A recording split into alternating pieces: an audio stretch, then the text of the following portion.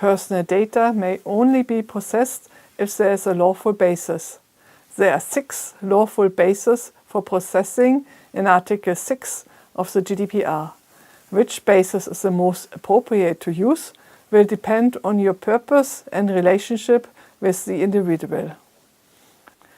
First of all, a very common lawful basis, especially in the private sector, is a consent from an individual on personal data processing for one or more purposes.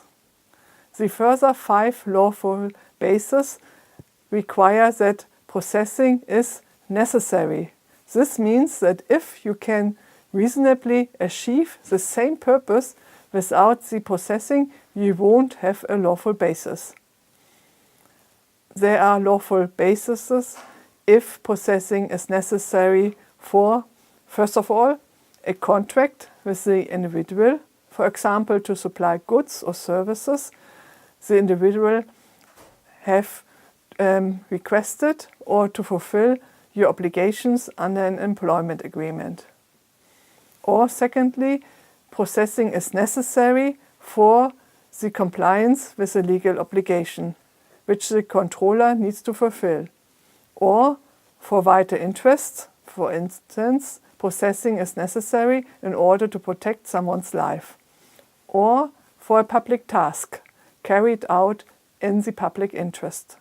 Or processing is necessary for legitimate interests pursued by the controller or a third party, unless they are overridden by interests or fundamental rights of the data subjects.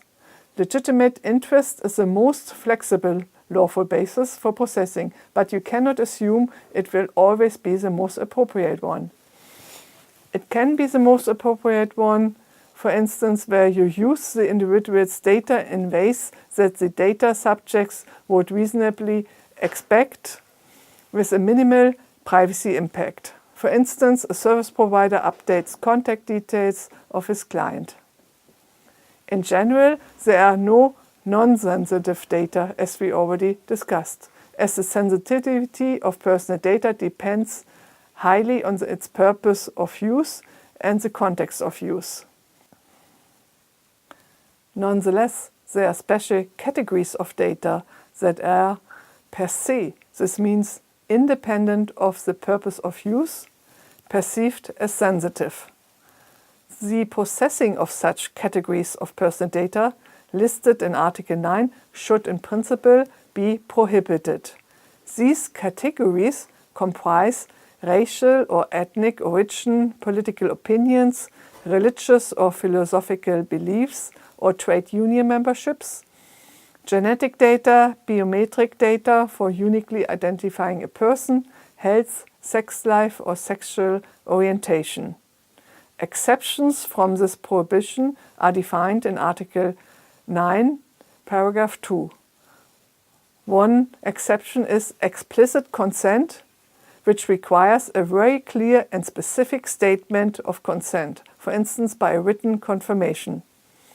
Please note, if you are processing special categories of data, you need to identify both a lawful basis for general data processing, pursuant to Article 6, and an additional condition for processing this type of data, pursuant to Article 9.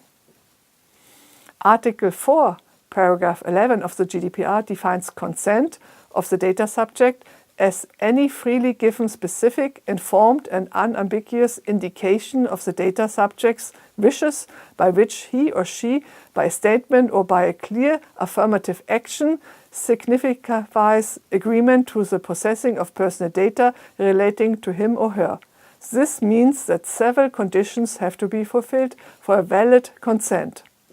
First of all, freely given requires in particular real free choices.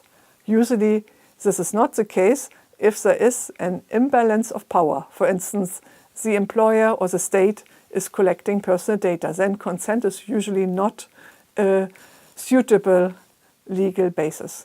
Furthermore, no negative consequences if consent is not given should appear. And Finally, it may not be bundled as a non-negotiable part of terms and conditions. Specificity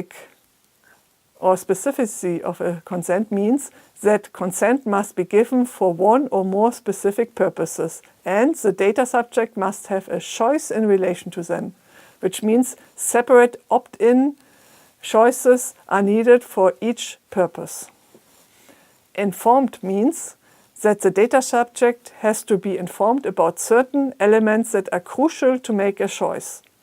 The Article 29 Working Party has pointed out that several information items need to be provided for a valid consent, which include, first of all, the controller's identity, the data processing purposes, the type of data, the right to withdraw consent, any use for decisions based solely on automated processing, and risks of data transfers to third countries.